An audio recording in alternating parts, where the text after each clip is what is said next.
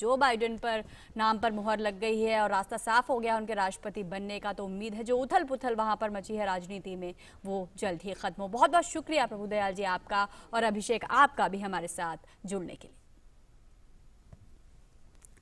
और बढ़ते हैं अगली खबर की तरफ। प्रधानमंत्री नरेंद्र मोदी ने अमेरिका के वॉशिंगटन में हुई हिंसा पर चिंता जताई है। पीएम ने ट्वीट के माध्यम से कहा है कि वॉशिंगटन डीसी में हिंसा और उपद्रव की खबरों से दुखी, क्रमबद्ध और शांतिपूर्ण तरीके से सत्ता का हस्तांतरण जरूरी, गैर कानूनी प्रदर्शनों के जरिए लोकतांत्रिक प्रक्रिया को नुकसान नहीं पहुंचाया जा सकता। और प्रधानमंत्री नरेंद्र मोदी ने आज वेस्टर्न डेडिकेटेड फ्रेट कॉरिडोर के 306 किलोमीटर लंबे न्यू रेवाड़ी न्यू मदार खंड को देश को समर्पित किया। इस सेक्शन के अंतर्गत राजस्थान में 227 किलोमीटर और हरियाणा में 79 किलोमीटर डेडिकेटेड फ्रेट कॉरिडोर का निर्माण किया गया। प्रधानमंत्री ने इस मौके पर न्यू अटेली से न्यू किशनगढ़ के लिए इलेक्ट्रिक ट्रैक्शन द्वारा चलने वाली 1.5 किलोमीटर लंबी दुनिया की पहली double stack long haul container train को भी हरी झंडी दिखाई। इस सेक्शन की सबसे बड़ी खासियत यह है कि इस पर डबल स्टैक कंटेनर वाली मालगाड़ियां दौड़ सकेंगी, जिससे 12,000 हॉर्स पावर वाली मेक इन इंडिया के तहत बनी शक्तिशाली इंजन खींचेगी। इस सेक्शन के शुरू हो जाने से जहां एक और हरियाणा और राजस्थान के किसानों को फायदा होगा, तो वहीं दूसरी तरफ रेवाड़ी, मनेसर, नारनौल, फुलेरा और किशनगढ़ के उद्योग धंधों को भी बढ़ावा मिलेगा। साथ ही कटवा स्थित कॉन्कर का कंटेनर डिपो भी इस रूट मैप पर शामिल हो जाएगा। प्रधानमंत्री नरेंद्र मोदी ने इस मौके पर कहा कि डेडिकेटेड फ्रेट कॉरिडोर के इस प्रोजेक्ट को 21वीं सदी में भारत के लिए गेम चेंजर के रूप में देखा जा रहा है। डेडिकेटेड फ्रेट कॉरिडोर के इस प्रोजेक्ट को 21वीं सदी में भारत के लिए गेम चेंजर के रूप में देखा जा रहा है। पिछले 5-6 वर्षों के कड़े परिश्रम के बाद आज इसका एक बड़ा हिस्सा हकीकत बन चुका है। कुछ दिन पहले जो new Bhavpur new Khurja section शुरू हुआ है, वहां मालगाड़ियों की स्पीड 90 किलोमीटर प्रति घंटा से ऊपर तक दर्ज की गई है। जिस रास्ते में मालगाड़ियों की औसत स्पीड सिर्फ 25 किलोमीटर की रही हो, वहां अब पहले से करीब करीब 3 गुना ज्यादा तेज मालगाड़ी चलने लगी है। भारत को पहले के मुकाबले विकास की यही स्पीड चाहिए और देश की ऐसी ही प्रगति चाहिए। पीएम ने इस कॉरिडोर को हरियाणा और राजस्थान की अर्थव्यवस्था के लिए बेहद उपयोगी बताते हुए कहा कि इससे इन राज्यों में खेती और इससे जुड़े व्यापार को तो बढ़ावा मिलेगा ही, साथ ही इन दोनों राज्यों के कई जिलों में उद्योगों को नई ऊर्जा भी मिलेगी। हरियाणा और राजस्थान में खेती और इससे जुड़े व्यापार को तो आसान बनाएगा ही, साथ ही महेंद्रगढ़, जयपुर, अजमेर, सीकर ऐसे अनेक जिलों में उद्योगों को नई ऊर्जा भी देगा। इन राज्यों की मैन्युफैक्चरिंग यूनिट्स और उद्यमियों के लिए काफी कम लागत पर राष्ट्रीय और अंतर्राष्ट्रीय बाजारों तक तेजी से पहुंचने का मार्ग खुल गया है। गुजरात और महाराष्ट्र के बंदरगाहों तक तेज और सस्ती कनेक्टिविटी मिलने से इस क्षेत्र में निवेश की नई संभावनाओं को बल मिलेगा। प्रधानमंत्री ने कहा कि इस फ्रेट कॉरिडोर में 133 रेलवे स्टेशन कवर होते हैं, जहां इनके साथ नए मल्टी मॉडल लॉजिस्टिक पार्क बनेंगे, फ्रेट टर्मिनल होंगे, कंटेनर डिपो बनेंगे और पार्सल हब जैसी कितनी ही विशाल और आधुनिक व्यवस्थाएं विकसित होने वाली हैं। प्रधानमंत्री ने यह भी कहा कि इन सब का लाभ हमारे गांव, हमारे गरीब और हमारे किसानों को मिलेगा।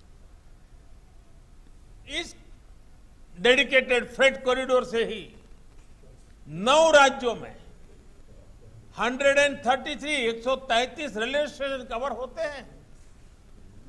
इन स्टेशनों पर इनके साथ नए मल्टी मॉडल लॉजिस्टिक पार्क बनेंगे, फ्रेट टर्मिनल होंगे, कंटेनर डिपो होंगे, कंटेनर टर्मिनल होंगे, पार्सल हब, न जाने कितनी ऐसी व्यवस्थाएं, अनेक नई व्यवस्थाएं, आधुनिक व्यवस्थाएं और विशाल व्यवस्थाएं विकसित होने वाली है। इन सब का लाभ हमारे गांव को, हमारे गरीब को, हमारे किसान को होगा, छोटे उद्योगों को होगा, कुटीर उद्योगों को होगा और साथ साथ बड़े मैन्युफैक्चरर्स को भी आने के लिए बहुत बड़ी अवसर बन जाएगा और उनके द्वारा भी अर्थव्यवस्था को गति मिलेगी। प्रधानमंत्री ने इस मौके पर कहा कि अब वक्त आ गया है जब भारत के अपने इंफ्रास्ट्रक्चर को वैश्विक स्तर के अनुरूप तैयार करना होगा। प्रधानमंत्री ने कहा कि आज देश में इसीलिए रेलवे, वाटरवे और एयरवे सहित मल्टी मॉडल कनेक्टिविटी पर फोकस किया जा रहा है। आज समय की मांग है कि भारत को अपने इंफ्रास्ट्रक्चर को ग्लोबल स्टैंडर्ड्स को मैचिंग करे, इस दिशा में ले ही जाना होगा। हमें विश्व की उत्तम से उत्तम चीजों की ओर बराबरी करने के लिए आगे बढ़ना ही होगा। आज हाईवे, रेलवे, एयरवे, वाटरवे की कनेक्टिविटी पूरे देश में पहुंचाई जा रही है और तेजी से पहुंचाई जा रही है। अपने पोर्ट्स को, ट्रांसपोर्ट के अलग अलग माध्यमों को कनेक्ट किया जा रहा है, मल्टी मॉडल कनेक्टिविटी पर फोकस किया जा रहा है। इस अवसर पर प्रधानमंत्री ने कोरोना महामारी के खिलाफ भारत में बनाए गए 2 वैक्सीन का जिक्र खास तौर पर किया। प्रधानमंत्री ने कहा कि इस कदम ने देशवासियों में एक नया आत्मविश्वास पैदा किया है। प्रधानमंत्री ने कहा कि कोरोना महामारी के खिलाफ भारत की इस उपलब्धि पर हर भारतवासी का सर गर्व से ऊंचा हो गया है। कुछ ही दिन पहले भारत ने कोरोना की 2 मेड इन इंडिया वैक्सीन भी स्वीकृत की है। भारत की अपनी वैक्सीन ने देशवासियों में नया आत्मविश्वास पैदा किया है। 2021 की शुरुआत के माहौल में आरंभ से ही भारत की ये तेजी आत्मनिर्भरता के लिए गति,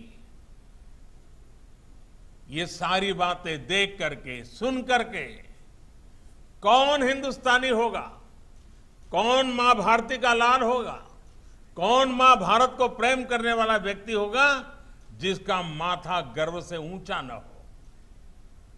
केंद्रीय स्वास्थ्य मंत्री डॉक्टर हर्षवर्धन ने आज कोविड-19 टीकाकरण के ड्राई रन पर राज्यों के स्वास्थ्य मंत्रियों के साथ बैठक की। इस मौके पर केंद्रीय स्वास्थ्य मंत्री ने कहा कि भारत में 1 करोड़ से अधिक लोग ठीक हो चुके हैं और अपने अपने घरों को लौट चुके हैं। अब तक 17 करोड़ नमूनों की जांच की जा चुकी है। इसके साथ ही उन्होंने ये भी कहा कि 2 टीकों को मंजूरी दी गई है और टीकाकरण जल्द ही शुरू हो जाएगा। उन्होंने बताया कि देश में 30 वैक्सीन उम्मीदवार हैं। 7 वैक्सीन उम्मीदवारों के नैदानिक परीक्षण चल रहे हैं। केंद्रीय स्वास्थ्य मंत्री ने यह भी घोषणा की कि कल 33 राज्यों में ड्राई रन किया जाएगा। जहां कुछ हजार टेस्ट करते थे, वहां आज 1 मिलियन से ज़्यादा टेस्ट हम कर रहे हैं। सारे देश ने लगभग 17 करोड़ टेस्ट कर लिए हैं। 2 हमारी वैक्सीन जो है उनको इमरजेंसी यूज ऑथराइजेशन मिल गया है और उन वैक्सीन्स को देश की, समाज के लोगों की कोविड से सुरक्षा के लिए उन वैक्सीन्स का इस्तेमाल करने की स्टेज के अंदर हम सब लोग आज आकर खड़े हो गए हैं। कल हम 33 स्थानों पर, 33 यानी स्टेट्स में और यूनियन टेरिटरीज के अंदर ये हमारी जो ड्राई रन है ये हम करने वाले हैं। वहीं केंद्रीय स्वास्थ्य मंत्री ने यह भी कहा कि निजी अस्पताल और सरकारी अस्पतालों के स्वास्थ्य कर्मचारियों को पहले टीका लगाया जाएगा। इसके बाद पुलिसकर्मियों, अर्धसैनिक बलों, सेना के जवानों, निगम कर्मियों को वैक्सीन दी जाएगी। 50 साल से अधिक आयु के 27 करोड़ से अधिक लोगों को टीका लगाया जाएगा। पहले हमारे फेज में हमने जैसे हेल्थ केयर वर्कर्स, उसके बाद हमारे जो फ्रंट लाइन वर्कर्स हैं, पुलिस के, सेंट्रल पुलिस के लोग, आर्म फोर्सेस के लोग, होम गार्ड्स के लोग। हमारा जो फिर नेक्स्ट जो कैटेगरी है ये करीब 27 करोड़ जो लोग हैं, ये 50 साल से उम्र के लोग, जिसमें वो सब भी जिनको बीमारियां हैं और बाकी सब भी, और फिर 50 साल से कम के भी जिनको विशेष रूप से कोई भी कोमॉर्बिडिटीज़ हैं। केंद्र सरकार कोविड वैक्सीन के टीकाकरण से जुड़ी तैयारियों की समीक्षा के लिए एक बार फिर से कल देशव्यापी ड्राई रन आयोजित कर रही है। पिछले ड्राई रन की तरह ही इस बार भी प्रत्येक जिले में जिला अस्पताल, मेडिकल कॉलेज जैसे सार्वजनिक स्वास्थ्य सेवा सुविधा, निजी स्वास्थ्य सुविधा, शहरी और ग्रामीण आबादी तक पहुंच बनाने के अनुकूल स्थलों की पहचान की सुनिश्चितता की जाएगी। केंद्रीय स्वास्थ्य और परिवार कल्याण मंत्रालय ने पिछले कुछ महीनों से राज्यों, केंद्र शासित प्रदेशों और सभी हितधारकों के साथ मिलकर कोविड-19 वैक्सीन के टीकाकरण की तैयारी को लेकर तैयारी की है, ताकि ये सुनिश्चित किया जा सके कि कोविड-19 वैक्सीन के टीकाकरण की सारी तैयारी सही रास्ते पर है। शुक्रवार को देशव्यापी ड्राई रन के पहले आज हरियाणा में कोविड-19 वैक्सीन टीकाकरण के लिए ड्राई रन का आयोजन किया गया। ऐसा ही एक आयोजन उत्तर प्रदेश में 5 जनवरी को हो चुका है। और इस समाचार बुलेटिन में फिलहाल इतना ही। अन्य खबरों के लिए देखते रहिए डीडी न्यूज़। नमस्कार।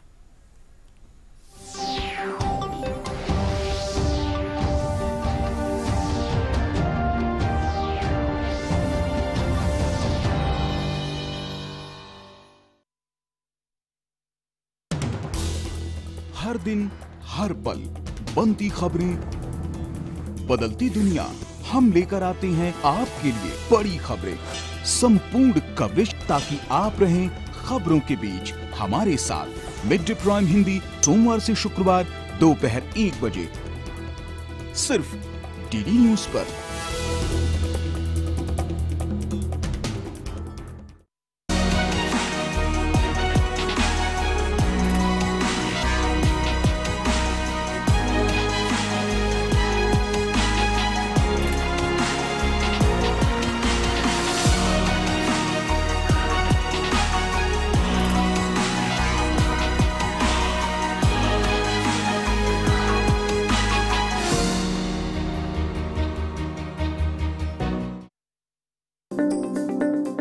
कोविड-19 के चलते ज्यादा से ज्यादा लोग डिजिटल ट्रांजैक्शन का प्रयोग कर रहे हैं। डिजिटल ट्रांजैक्शन में सबसे सेफ एंड सिक्योर्ड मोड है इंटरनेट बैंकिंग। इंटरनेट बैंकिंग के 3 इंपॉर्टेंट टूल हैं। पहला टूल है NEFT यानी नेशनल इलेक्ट्रॉनिक फंड ट्रांसफर। इसमें आपको किसी भी तरह का अतिरिक्त चार्ज नहीं देना पड़ता है। ये 24/7 अवेलेबल होता है। ये एकदम सिक्योर मोड में से एक माना जाता है। हालांकि इसमें जो पैसा ट्रांसफर करते हैं वो रियल टाइम में नहीं होता। इंटरनेट बैंकिंग का दूसरा टूल है IMPS यानी इमीडिएट पेमेंट सर्विसेज। इसकी खासियत है कि आप इसमें रियल टाइम में पैसा ट्रांसफर कर सकते हैं। हालांकि इसमें ट्रांसफर लिमिट 2 लाख रुपए तक की होती है। तीसरा टूल है RTGS यानी रियल टाइम ग्रॉस सेटलमेंट। ये काफी फास्ट और सिक्योर्ड मोड माना जाता है। इसमें आपको मिनिमम 2 लाख रुपए तक का ट्रांजैक्शन करना होता है। जब भी आप ऑनलाइन ट्रांजैक्शन करें, सिक्योर्ड मोड ऑफ पेमेंट यानी कि NEFT, RTGS या IMPS के माध्यम से ही करें, ताकि आपका ट्रांजैक्शन एकदम सेफ एंड सिक्योर्ड रह सके।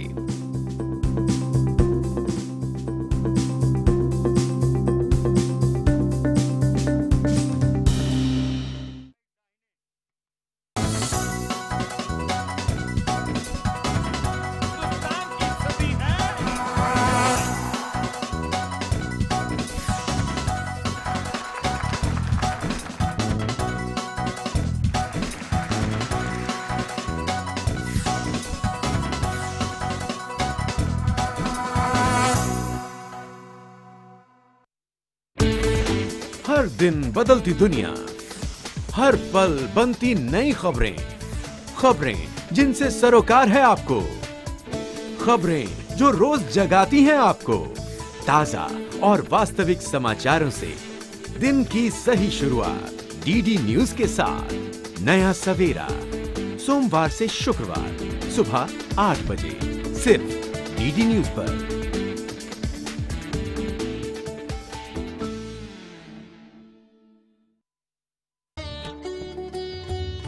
महात्मा के मंत्र। खुद वो बदलाव बनिए जो आप दुनिया में देखना चाहते हैं।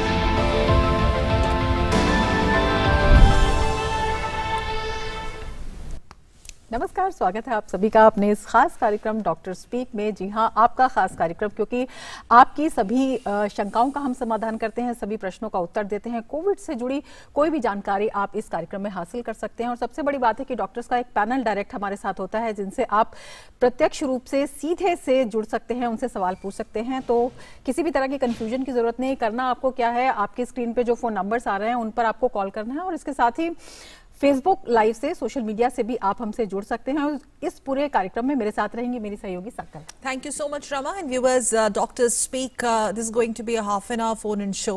As Rama mentioned, we'll be joined by two doctors. Dr. Piyush Ranjan, Additional Professor, Department of Medicine, AIIMS, is going to be with us. I think he's there with us on Doctor Speak. Yes, he's there with us. And also Dr. Neeru Agarwal, Director and Head of the Department Nephrology in Max Hospital. Thank you both of you doctors for joining us on Doctors Speak. And before I start with my first question, let's also remind our viewers, our phone lines, viewers, are going to be open. These are the numbers that you can call in and ask any question pertaining to COVID-19 pandemic containing, and I'm sure there are lots of questions about vaccine as well. You can call us. You can also flash your questions on a social media handle / platform on Twitter, Facebook, Instagram, etc. And we will be taking your questions and actually most importantly connecting you all live with our doctors. I'm going to quickly start the show with Dr. Neeru Agarwal. Now, Neeru Agarwal ji, coming to you. Now mostly the queries are now pertaining to the vaccines, and many would have this sort of sense that vaccine is the be all and end all. What I'm trying to say is that vaccine aa gayi hai, fine, great, but then that doesn't mean that one has to get complacence. If you could just break it down for our viewers, even if we have vaccines, it doesn't mean that you go off guard when it comes to taking precautions for COVID-19. As all of us know that corona is a new disease. It's great that the vaccine has come up in different countries in different forms. But at the same time, we do not know how much effective the vaccine is. The claim is that is effective by 97%. But only time would tell us how effective it is. Because all of us actually are going through a trial phase actually. Because it was actually released because of the pandemic situation. So time is going to tell us about it. So all of us are actually supposed to follow the 3 rules, that is social distancing, mask and sanitizing, hand hygiene and sanitization, and etiquettes of sneezing and coughing. All of us are to follow, because we do not know who would respond, who would make the antibodies to which extent. People who are immunosuppressed, they are not going to make too much of antibodies. At the same time, if any such person is not following the precautions, what would happen? He might catch the disease. But yes, the vaccine would reduce the intensity of the infection. It may not abolish the disease completely. Plus, as you know, the new strains are coming up, one from UK, other from South Africa, and we do not know, there might be more strains also. So we do not have to stop these 3 major rules that have been made for us in corona time.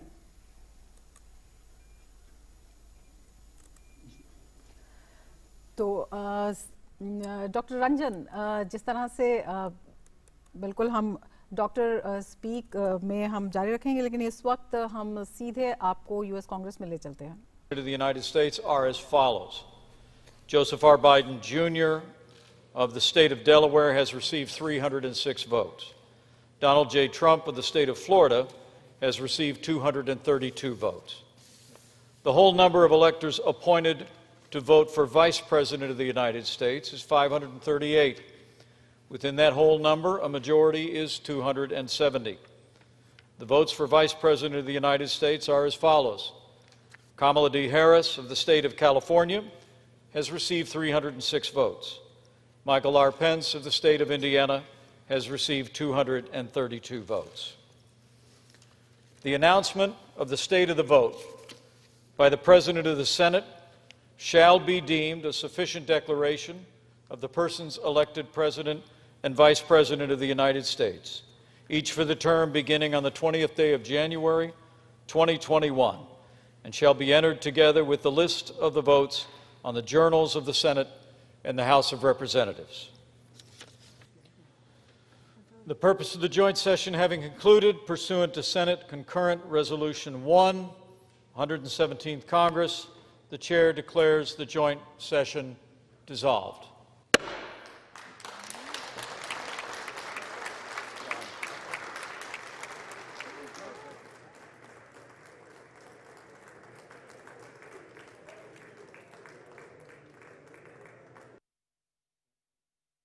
All right, so these are the live visuals coming in from US Parliament. But before that, we are flashing on your screen first reaction that...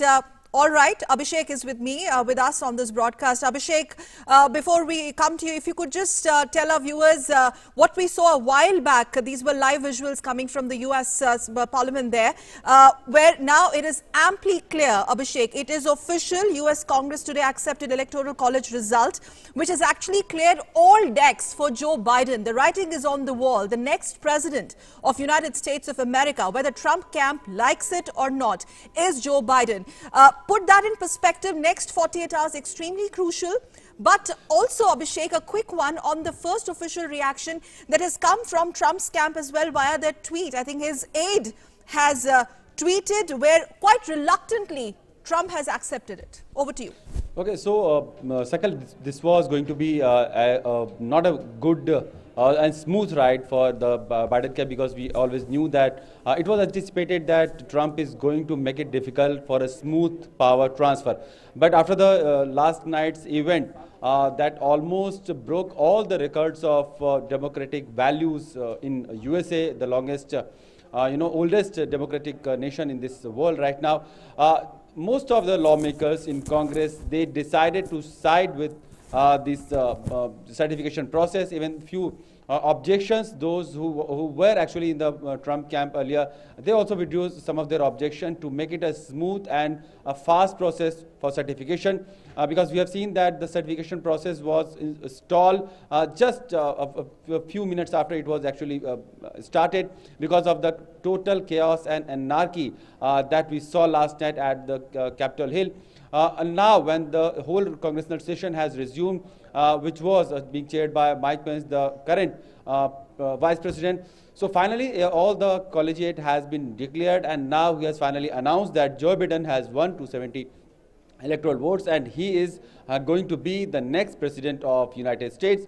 He has also declared Kamala Harris will be the next elected vice president of United States. This comes at a time when the Trump camp has not been able to digest the defeat almost a month and a half ago, and they have continuously been alleging the rigging and fraud in this whole election process, despite the fact that so many lawsuits that they have filed in various states, especially in those battleground states where they felt that it was a small margin that with which they have been defeated.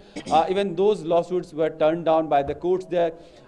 Still, the Trump has been a reluctant acceptor in this whole scheme of things. He has said, he's been seen yesterday inciting a mob which had gathered at the Capitol Hill, and he almost... No, but is there an admission of sorts, Abhishek? Is there an admission of sorts when he says, and I quote, nevertheless, there will be an orderly transition on January 20th, unquote. You know, in the earlier broadcast, we were speaking to former diplomats, former envoys. Well, the focus also now seems to be discarding the rhetoric, anger and all that we saw outside, the world saw outside and inside of Capitol Hill. The smooth transition of power is what the world will be looking at. It will not augur well with the United States of America's political history if Trump camp continues to do what they've been doing. Now, when you have Trump saying that there's going to be a smooth transition, but there is also a veiled warning that we will continue our legal fight. These are conflicting opinion from the Trump camp. But Sakal, for the grace of the democratic values that USA is trying to champion with, we have seen that Mike Pence, who's been the closest aide of Trump administration and who's been the vice president, he has clearly not been seen siding in all those irregularities and illegal activities that Trump was trying to do. Trump was even expecting him to... Appears to be regular in form and authentic.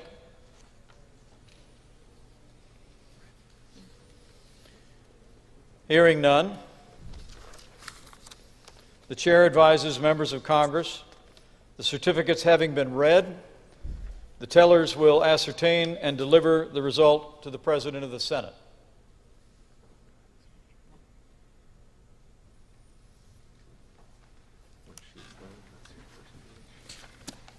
The undersigned, Roy Blunt and Amy Klobuchar, tellers on the part of the Senate, Zoe Lofgren and Rodney Davis, tellers on the part of the House of Representatives, report the following as a result of the ascertainment and counting of the electoral vote for President and Vice President of the United States for the term beginning on the 20th day of January, 2021.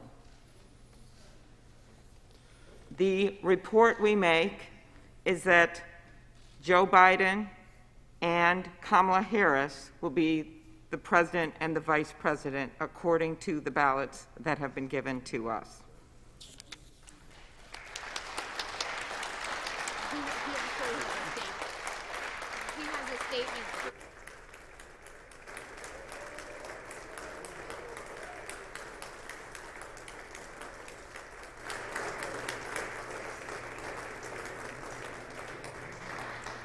The whole number of electors appointed to vote for President of the United States is 538.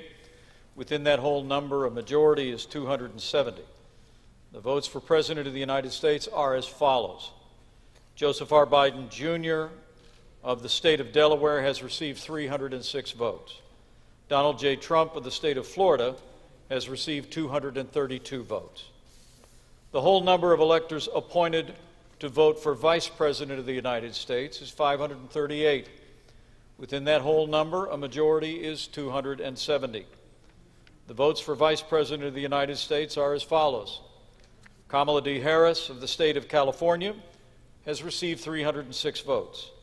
Michael R. Pence of the state of Indiana has received 232 votes. The announcement of the state of the vote by the President of the Senate shall be deemed a sufficient declaration of the persons elected President and Vice President of the United States, each for the term beginning on the 20th day of January, 2021, and shall be entered together with the list of the votes on the journals of the Senate and the House of Representatives. The purpose of the joint session having concluded, pursuant to Senate Concurrent Resolution 1, 117th Congress, the Chair declares the joint session dissolved.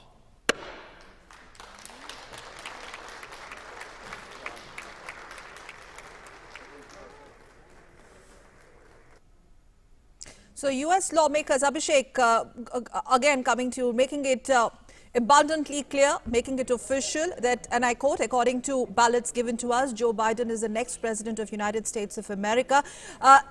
Now the focus, Abhishek, clearly shifts to what Joe Biden has inherited from outgoing President Donald Trump.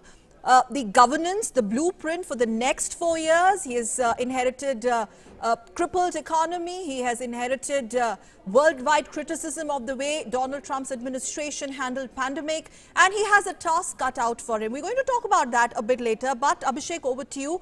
Will he be able to galvanize this support cutting across party spectrum? What are the reactions that you are picking up, especially now, reactions coming in from Republican camp? Okay, so Sakal, it seems that the whatever differences United Nations and the supporters of the Democrat and Republican camps could have had earlier, but after the last night's event, those differences are going to be blurred because of the kind of chaos and anarchy. Nobody would, in his sanity, like to have his country or her country seen in this situation. So if Trump's supporters would stand for such anarchy and such a disruptive way of taking control of law, then of course he's not going to have as much support as it used to feel like that Trump has a huge voter base and supporter base across the nation. We have seen that so many Republican Party lawmakers have also not sided along with the Trump camp, and they have clearly and in all clear language said that that enough is enough. Now it needs to be corrected. Talking about Biden's camp, when Biden has been elected, when initially in November when the election results were announced, in whole America and in newspapers from USA, we are seeing that people were talking about that America needs healing. So what sort of healing that could be? Whether it would be just about the ideological differences and the gaps that has been widened in the last few months and weeks, especially after the George Floyd case has happened, or in other areas of life also. We'll have to see that also. I think one of the reactions coming in from Vice President Mike Pence actually sets the agenda. You also mentioned it a bit earlier. Those who wreaked havoc in our capital today, you did not win. Let's go back to work. On that note, thank you very much, Abhishek Jha, for joining us. And I think we're going to go back to our Doctor Speak phone-in program. Rama. बिल्कुल doctor speak में वापस हम आते हैं और हमारे doctors जो हैं वो हमारे साथ जुड़े हुए हैं। डॉक्टर रंजन, आपसे हम जानना चाहेंगे, वैक्सीन आना एक बेहद सुखद खबर है, काफ़ी इंतज़ार लोगों को था, लोगों को उत्सुकता भी है इसके मन में। इस तरह से जैसे सरकार ने तैयारी की है, कल देश भर में तीसरा ड्राई रन होगा। देश भर में जो है कल के ड्राई रन की जिस तरह से तैयारियां हैं, इससे पहले भी पहले 4 राज्यों में, उसके बाद 2 जनवरी को एक और ड्राई रन हुआ, वो भी काफ़ी ज़िलों में हुआ।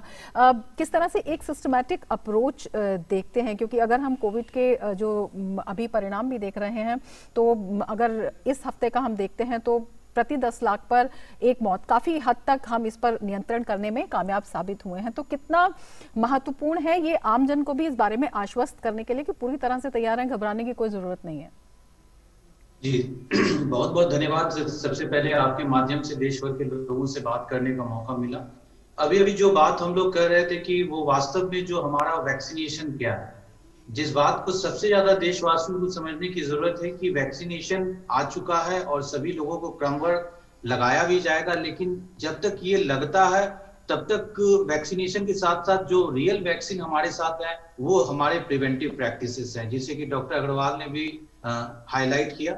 जब तक वैक्सीन को हम जब लगाया जाएगा आम लोगों में, मरीजों में, स्वास्थ्य कर्मियों में, और धीरे धीरे करके लगाया जाएगा, एक बार लगने के बाद जब सेकेंड डोज मिलेगा और उसके 1 महीने के बाद इसकी कंप्लीट प्रोटेक्टिव इम्यूनिटी शुरू होगी, तो तब तक के लिए हमें किसी भी तरह से अपने एटीट्यूड को, अपने प्रोटेक्टिव एटीट्यूड को कम नहीं करना है, हमें किसी भी तरह से और कोताही नहीं बरतनी है, क्योंकि जब तक हम इस बीमारी को पूरी तरह से समझते हैं, वैक्सीनेशन सभी लोगों को लगता नहीं है, तब तक प्रिवेंटिव प्रैक्टिसेस ही हमारे रियल में जो वैक्सीन है वो रहेंगे। और दूसरी बात कि देश को इससे लेकर के जो तैयारी की गई है, मैं आपको बताऊं कि योजना आयोग और जो तमाम जो देश के जो सरकारी अमले ने, हम सबों ने इसे अलग अलग ढंग से इसे कैटेगराइज किया है। कुल मिलाकर के जो लगभग 20 से ज्यादा कैटेगरी में इसे बांटा गया है। सबसे पहले जो front line health care worker हैं, जो कोविड वॉरियर्स हैं, वो सबसे पहले उन्हें ये वैक्सीन दी जाएगी। फिर उसके बाद एज पर द जो रिस्क स्ट्रैटिफिकेशन है उसमें फिर वो देखते देखते ये कराया जाएगा। और जो सबसे पहले, क्योंकि 120-30 करोड़ की हमारी जनसंख्या है, इस जनसंख्या में हर एक व्यक्ति को वैक्सीन मिले तब तक में जरूर थोड़ी देर होगी। इसके लिए सबसे ज्यादा जरूरी है इस मैसेज को समझना कि सबसे ज्यादा इंपॉर्टेंट जो वैक्सीन है वो हमारे अपने प्रिवेंटिव प्रैक्टिसेस हैं। पिछले 1 साल में जबकि विश्व भर में तमाम जगह पे इस बीमारी की वजह से जो हाहाकार मचा था, लेकिन देश में हम लोगों ने इसे कंट्रोल करने में लगभग सफलता जो हासिल की थी वो हमारे अपने जो एटीट्यूड की वजह से थी। और जब तक वैक्सीन लगता है और समय के साथ यह हमें पता चलेगा कि यह वैक्सीन कितना ज्यादा एफिकेशियस है। डॉक्टर अग्रवाल ने भी बताया कि इसमें स्ट्रेन भी चेंज होंगे, फिर वैक्सीन में भी हम लोग नए स्ट्रेन को शामिल करेंगे। तो अभी जब तक कि ये पूर्ण तौर पर स्थापित नहीं होता है तब तक हमें अपने प्रिवेंटिव प्रैक्टिसेस को फॉलो करते रहना है। यही हमारे रियल वैक्सीन रहेंगे और वैक्सीन जैसे सरकारी नियमों के तहत चरणबद्ध तरीके से लगाए जाएंगे। हम ये उम्मीद करते हैं कि लोग इसमें पूर्ण सहयोग करेंगे। Yes, Dr. Nehru, coming to you, but this is not an ultimate Suraksha Kavach from COVID-19. Can I use that word? A complete, encompassing, all protective shield for COVID-19, the vaccine that we are talking about, or is it? सुरक्षा कवच देखिए ऐसा है कि जितना ये सब Covid ने जितना हैवॉक क्रिएट किया है उसके हिसाब से वैक्सीन का आना एक अपने आप में बहुत अच्छी न्यूज है। एटलीस्ट हम सब लोगों को अगर हम इम्यूनाइज करते हैं और कुछ हर्ड इम्यूनिटी भी साथ में डेवलप हो ही रही है तो it's going to help a lot. अगर आप इंडिया की पॉपुलेशन के हिसाब से देखें, जैसे 130 करोड़ है और हमारे यहाँ total cases around 1.2 crore as far as I know, हुए हैं और जितना हम मोर्टेलिटी और मॉर्बिडिटी कर्टेल कर पाए हैं as compare to other countries, मुझे लगता है कि लोगों को अपने जो प्रिकॉशंस हैं वो डेफिनेटली लेने हैं, क्योंकि अभी अगर आप देखें तो जो न्यूज ट्रेंड्स आ रहे हैं उनके हिसाब से भी हमें अभी नहीं पता कि वो ये वाला वैक्सीन उनके अगेंस्ट इफेक्टिव है या नहीं है और कितना इफेक्टिव है। इनफैक्ट जो इंडिया का कोवैक्सीन आया है उसके बारे में फिर भी कह रहे हैं कि एट्रीब्यूटेड किल वैक्सीन है और ये शायद इफेक्टिव हो, लेकिन अभी श्योरिटी किसी भी चीज की नहीं है। तो जब तक चीजें क्लियर नहीं है, जब तक हमारे पास प्रॉपर डेटा नहीं है, तब तक हमें रिलक्टेंट नहीं होना है, हमें ऑन गार्ड ही रहना है, जिससे कि हम अपनी तरफ से किसी भी तरह से लैक्स ना हो। And you are absolutely correct, this is not a complete सुरक्षा कवच, it is actually partial protection, a way towards that. And we should not leave our common practices of hygiene, sanitization and mask. Again, I'm stressing on this point, because this is not only this COVID, it is going to protect these three measures, and they are going to protect us from other infections also, like bird flu is on the rise. This is going to protect from that also, because it's usually spread by the bird dropping, sneezing, coughing, all these things. So if you are using the mask, you will probably be protected against other infections also. So we have to be very careful. Hygiene is a very important part of our life now, and we should actually, over the years also, we should continue with these measures. बिल्कुल। Doctor Ranjan, आपसे जानना चाहेंगे, जिस तरह से अभी doctor साहब बता रही थी कि पूरी तरह से मतलब जो अभी प्रोटेक्शन शील्ड है ये कितना प्रोटेक्ट करेगा, क्या कुछ है, अभी वैक्सीन के बारे में भी बहुत सारा जो रिवील होना बाकी है, लेकिन एक सुखद खबर ये है कि कम से कम हमारे पास वैक्सीन आ गई है और जिस तरह से लगातार सभी स्टेक होल्डर्स मिलकर काम कर रहे हैं वो बता रहे हैं कि ये नए स्ट्रेन से भी निपटने में काफ़ी हद तक कारगर है। ऐसे में जो आमजन का सवाल होता है कि इम्यूनिटी के पॉइंट ऑफ व्यू से देखें या प्रोटेक्शन के पॉइंट ऑफ व्यू से देखें, कितने % ये प्रोटेक्ट करता है, और इसके साथ ही जिस तरह से लगातार हम बता रहे हैं कि जो सोशल डिस्टेंसिंग है या जो मास्क है इनको भी लगाए रखना जरूरी है, इन्हें भी इस्तेमाल करना बेहद जरूरी है। तो इसको लेकर आमजन को आप कितनी जानकारी देना चाहेंगे, क्या जानकारी देना चाहेंगे कि कितना आश्वस्त वो हो सकते हैं और किस तरह से वो इसे लेकर आगे बढ़ सकते हैं, क्योंकि बहुत कंफ्यूजन्स भी क्रिएट करने की कोशिश की गई है इसके बारे में। जी, सबसे पहले इसमें 2-3 मोटी बातें हैं। सबसे पहले यह बात कि जो सोशल मीडिया में बहुत ज्यादा ये आ रहा है कि ये वैक्सीन सेफ नहीं है, इसे वो आनन फानन में इसकी मंजूरी दी गई है, तो मैं इस बारे में बताना चाहूंगा कि जितनी भी जानकारी है इसमें जो पैंडेमिक को निपटने के लिए जो तमाम जो सुरक्षा संबंधित जो रेगुलेटरी अथॉरिटीज के जो अप्रूवल्स थे उसे लिए गए हैं। यह वैक्सीन डेफिनेटली सुरक्षित है और इसको लेकर के मन में किसी भी तरह की कोई भी परेशानी या मन में कोई भी और दूसरी तरह के संदेह को न रखें। सबसे पहले ये वाली बात होगी। हमें देश के तमाम वैज्ञानिकों का और तमाम स्वास्थ्य कर्मियों का शुक्रिया अदा करना चाहिए कि इतने कम समय में देश जो है वो विश्व के साथ जो है कंधे से कंधे मिला करके वो अपना एक वैक्सीन को बना पाने में और उसे ट्रायल करके जो उसे स्थापित कर पाने में हम लोग सक्षम हो पाए। लेकिन इसके साथ साथ ये जरूरी है कि ये इस बीमारी से संबंधित कई सारी चीजें हैं, जैसे ये फ्लू लाइक इलनेस है, तो जो पहले से भी जो वैक्सीन रहे हैं, जो इन्फ्लुएंजा के जो वैक्सीन रहे हैं उसमें भी एंटीजेनिक शिफ्ट और ड्रिफ्ट होते रहा है। इसका मतलब ये होता है कि इस वैक्सीन को समय के साथ साथ जो है वो हमें चेंज करते हुए उसे अपग्रेड करते रहने की जरूरत होगी। पहली ये बात होगी। दूसरी ये बात होगी कि जिस दिन पहला शॉट आपका इंजेक्शन का लगा उसी दिन आप इम्यूनाइज नहीं हो जाते हैं। उसके बाद एक बूस्टर डोज आपको देना होगा। बूस्टर डोज के 14 दिन के बाद ये होगा, तो लगभग ये 6 हफ्ते तक का टाइम जबकि पहली बार आपको वैक्सीन लगेगा, उसके बाद आप में प्रोटेक्टिव इम्यूनिटी आनी शुरू होगी। तो उस समय तक आपको किसी भी तरह से अपने जो सुरक्षा कवच जो है, जो कि आपके अपने सुरक्षा संबंधी दूसरे नियम है, उसमें किसी भी तरह से आपको कोताही नहीं बरतनी। Basically, don't let your guards down. I'm sorry, Dr. Saab, we'll have to really cut it short here because we are running short of time. Yes, we'll have to wrap it up, but nevertheless, this is our daily phone-in show. We'll look forward to have you on the show again. Thank you very much. I think we should thank our doctors now. बिल्कुल, हम अपने doctors का शुक्रिया अदा करना चाहेंगे और इसके साथ ही सभी व्यूअर्स को भी ये कहना चाहेंगे कि किसी भी तरह के कंफ्यूजन में या भ्रम में रहने की ज़रूरत नहीं है। ये शो हम रोज़ लेकर आते हैं, आप रोज़ इससे जुड़िए और डॉक्टर से सवाल पूछिए और विश्वसनीय जानकारी के लिए डीडी न्यूज़ लगातार देखते रहिए। और इसके साथ ही जिस तरह से सकल ने कहा कि हमें तमाम सावधानियाँ बरतने की ज़रूरत है, सोशल डिस्टेंसिंग बनाए रखिए, हाथ साफ करते रहिए और मास्क हमेशा लगाए रखिए। Dr. Piyush Ranjan and Dr. Neeru Agarwal were with us. Thank you very much for joining us. And with that, let's quickly wrap it up. Thank you very much. Meanwhile, news continues on DD News. Stay with us. Namaskar.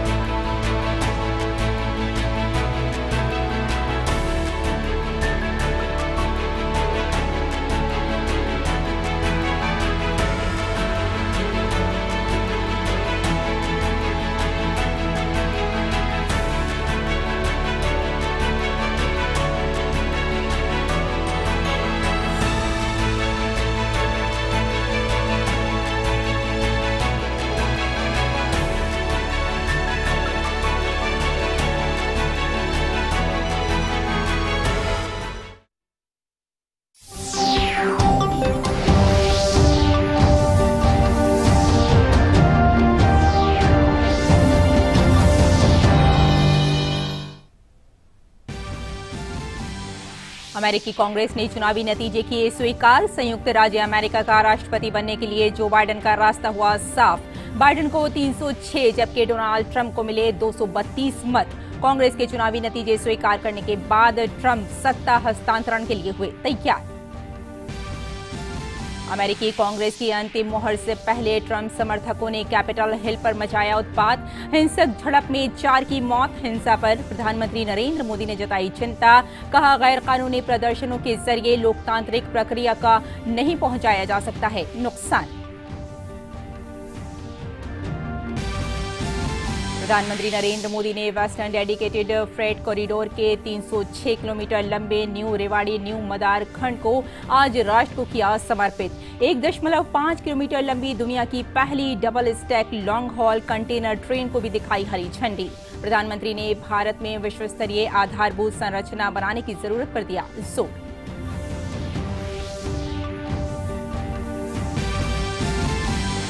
कोविड-19 टीकाकरण के dry run की तैयारियों को लेकर केंद्रीय स्वास्थ्य एवं परिवार कल्याण मंत्री डॉक्टर हर्षवर्धन विभिन्न राज्यों एवं केंद्र शासित प्रदेशों के स्वास्थ्य मंत्रियों के साथ की बैठक।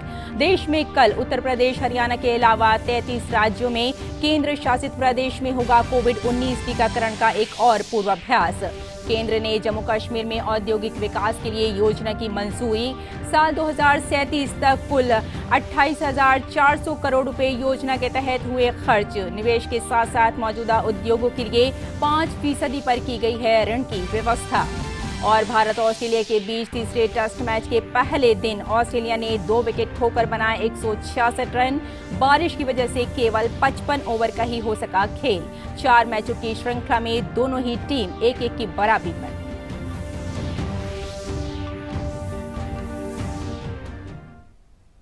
नमस्कार, हिंदी समाचारों में आपका स्वागत है। मैं हूं आपके साथ रेशमा फारूकी। आइए विस्तार से खबरों पर नजर डालते हैं। अमेरिकी संसद में हंगामे के बाद अब कांग्रेस ने राष्ट्रपति चुनाव के नतीजों को स्वीकार कर लिया है। अब संयुक्त राज्य अमेरिका का राष्ट्रपति बनने के लिए जो बाइडेन का रास्ता साफ हो गया है। जो बाइडेन को 306 जबकि डोनाल्ड ट्रंप को 232 मत मिले हैं। कांग्रेस के चुनावी नतीजे स्वीकार करने के बाद डोनाल्ड ट्रंप सत्ता हस्तांतरण के लिए तैयार हो गए हैं।